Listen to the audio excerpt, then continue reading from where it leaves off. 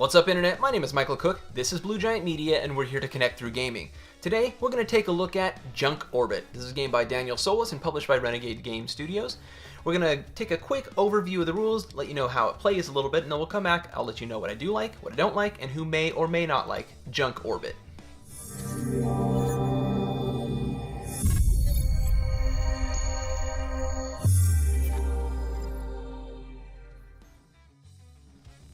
Alright, so I've got Junk Orbit set up for 2 players here. You're going to have a ship, and each ship has an A side with one special ability that's going to a little bit more basic, and a B side with a different special ability that is a little bit more interactive. What you're going to basically be doing on your turn, though, is first you are going to launch a piece of junk. So let's just go ahead and say we're going to start over here. This player can choose one of the pieces that is in their cargo hold, which you're going to put on this side, and choose to throw it one direction or the other. And you're going to throw it the number of spaces on that piece of junk. So this would get tossed to space. It kind of is supposed to simulate like how much mass that item has or how hard you're throwing it or whatever. So we can go ahead and take this, and maybe we want to throw it this way for 2. So we threw it that way, which if you're in orbit, equal and opposite reaction, you will then fly the opposite direction, the same number of spaces. Where you land, you are going to go ahead and pick up that piece of junk, put that in your cargo hold, and then you can see what space you are. Like right here, you're in between the moon and Mars, but it's outlined in red. That means you're going to take one of the red pieces of junk, and you're going to place it there to refill, and then you're going to go to the next player. So then this player might decide, well, they want to throw this piece of junk this way. They're going to throw it 1, 2 spaces. Now it landed on the exact same spot as this player. That means this player got hit by that junk. When you get hit by junk, you have to drop one of the pieces from your cargo hold. So they threw that. They're now going to fly the opposite direction. 1, 2. There are 2 pieces of junk here. They get to pick them both up. You pick up everything where you are. Then this is blue, so we'll grab a blue piece of junk and place it here. Now we've got 4 pieces of junk in our cargo hold. Now this player wants to get this piece of junk to New York City. If they do, it's worth 4 points, but they can also throw it and let them move 4 spaces. So that introduces a little bit of a conundrum for them. Now we can look over here. Here's New York City. It is 1, 2, 3, 4 spaces away. So one thing that we could do then, maybe we will throw this piece 1 space. Now we can throw it either direction along orbit. So let's just go ahead and say we threw it this direction, and we're going to go over here to pick up this piece that needs to go to Tokyo, or wants to go to Tokyo. And then we'll go ahead and set that one there to refill. Now, I threw it this way and went that way. I could have also thrown it this way to go that way. I could have thrown it this way to go either direction, this way to go either direction.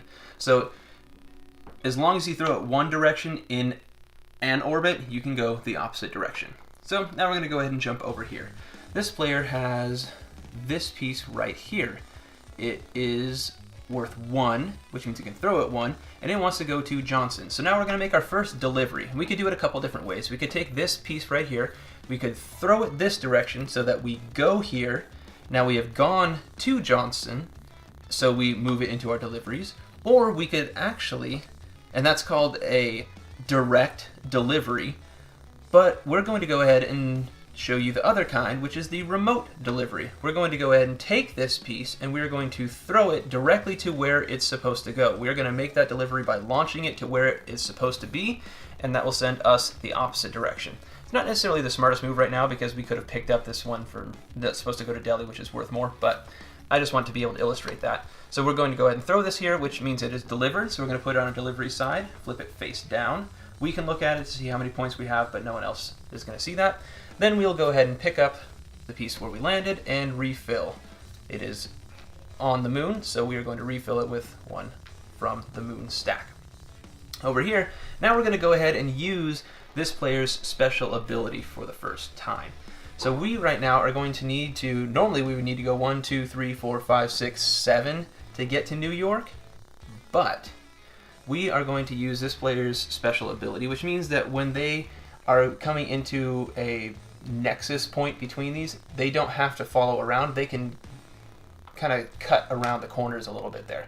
So we can go 1, 2, 3, 4, 5. Oh, I'm sorry, that's 6. Darn, I miscounted. All right, so now I'm actually going to go ahead and cheat a little bit here just so I can illustrate this player's special power. So normally you can have to follow around kind of in a figure 8 type pattern, but this player can break that rule. So what we can do is we can throw this piece 6 spaces. 1, 2, 3, 4, 5, 6, which sends us the other way 6 spaces. Now instead of just going 1, 2, 3, 4, 5, 6, we can go 1, 2, 3, 4, 5, 6. So we can kind of cut around a little bit and go ahead and deliver that one right there. That's really a foolish thing to do because now we end up only having one piece of cargo, which it's pretty crippling to have so few pieces of cargo. So we're definitely going to want to find a way to get over here. Now let's go ahead and illustrate the other special ability here. This player can pick up pieces from adjacent cities.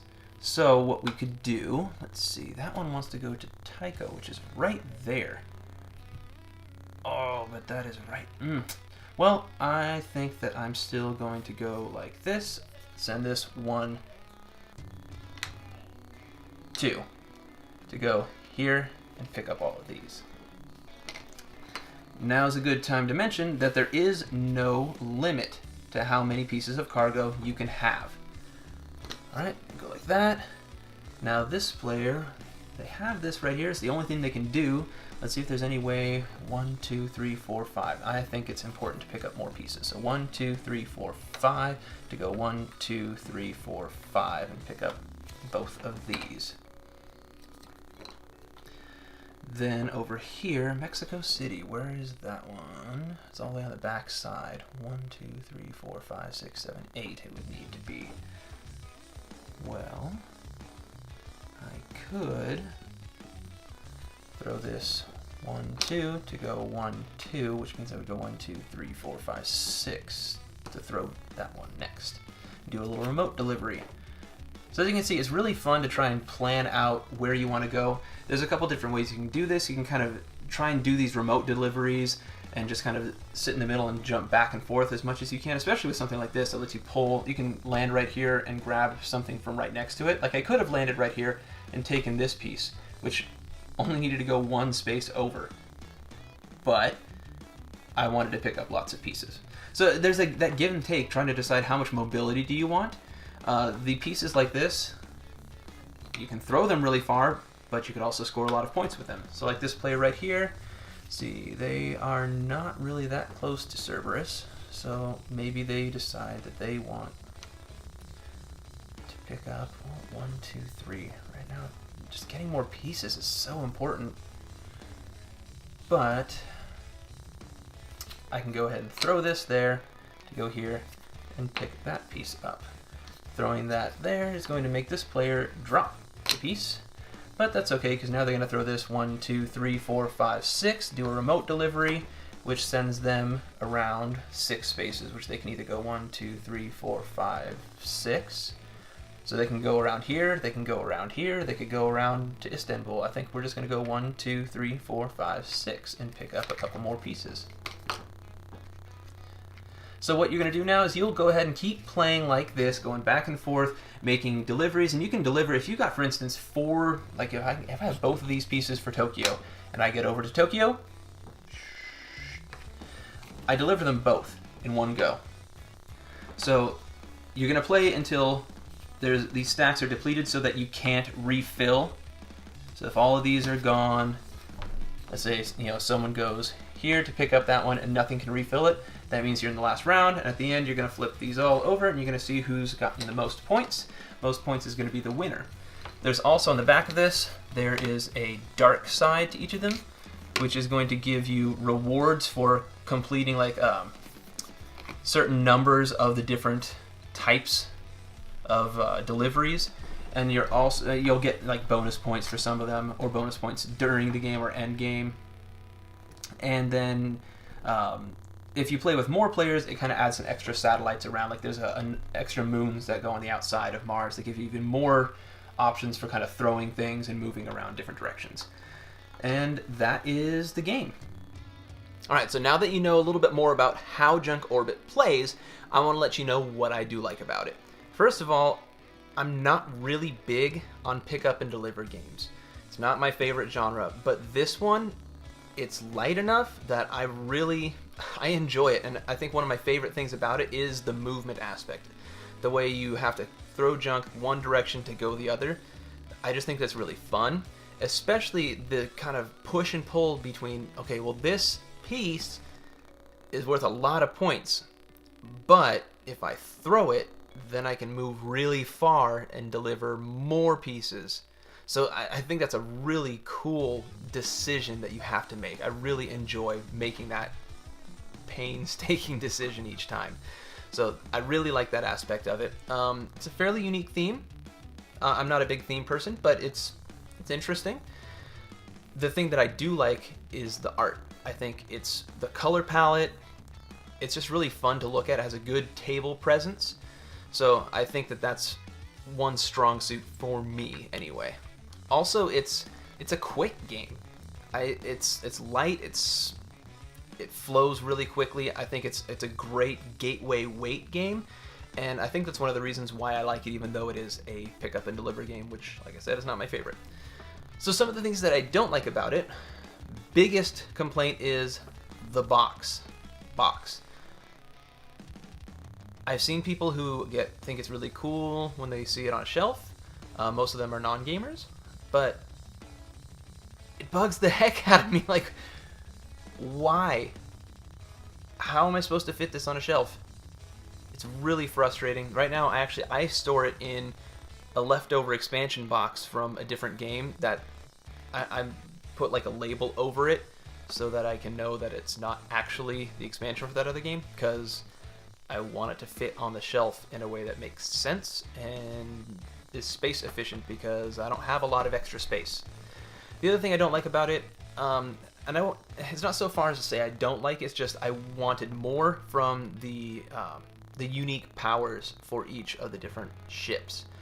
I feel like some of them are a little bit lackluster, and maybe some of them are stronger than others. I know some of them are more situational than others, some of them are easier to use than others, and I'm not quite sure that they're entirely balanced, and some of them are just more fun for me to play than others. Some of them are just bland.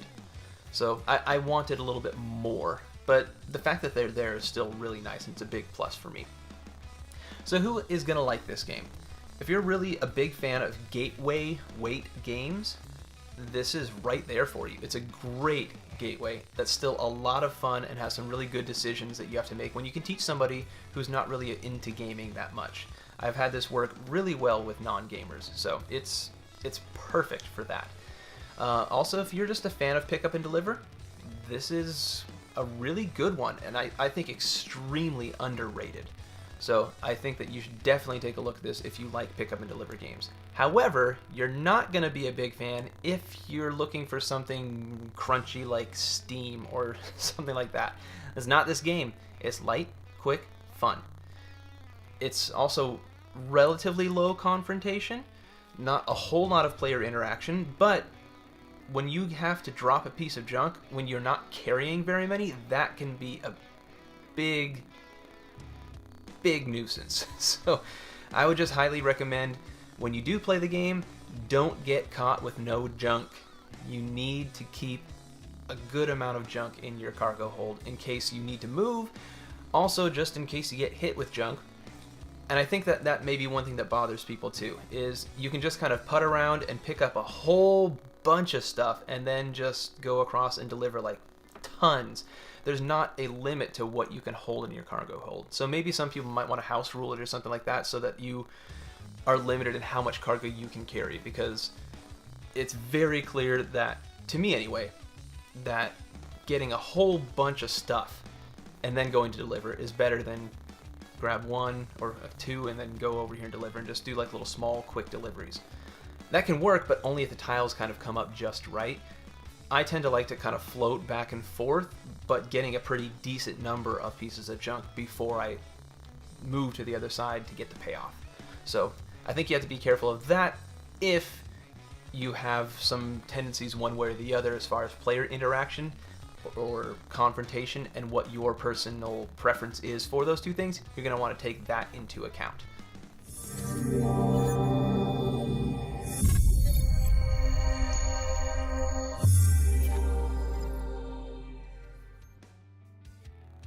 I want to thank you so much for checking into my overview and review of Junk Orbit by Daniel Solis and Renegade Game Studios. If you want to know more about this game or have any questions or comments for me, please let me know in the comments section. And if you want to know more about the game, take a look in the description section and you'll find a link there to my unboxing, setup, and playthrough, and you'll also find a link there to macronovigames.com where you can buy Junk Orbit and a ton of other great games. Until next time, I want to thank you so much for watching. Please like, share, and subscribe if you like what you see, and have a wonderful day.